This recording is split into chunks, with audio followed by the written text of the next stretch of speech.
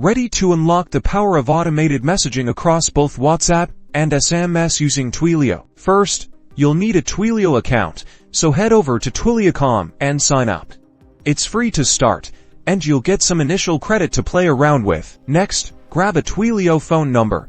This will be your sender ID for SMS messages, and you'll need it to connect to WhatsApp. To go to the phone number section in your Twilio console and purchase a number that supports SMS and WhatsApp capabilities. Now, let's connect to WhatsApp. Navigate to the WhatsApp section in your Twilio console and follow the instructions to enable your Twilio number for WhatsApp messaging. This typically involves sending a specific join code to Twilio's WhatsApp number from your own WhatsApp account. Time to build your automation workflow.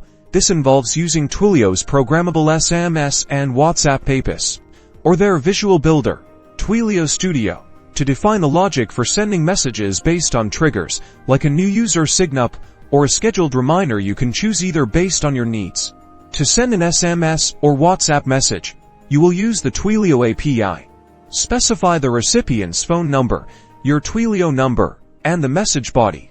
Then your message will be sent automatically. This can be done via various programming languages like Python, Java, or PHP.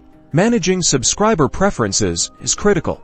You must provide clear opt-in and opt-out mechanisms for both SMS and WhatsApp, and scrupulously honor those choices. This is key to compliance and maintaining a good sender reputation. Speaking of compliance, always ensure you are following the rules for SMS. Adhere to regulations like TCPA.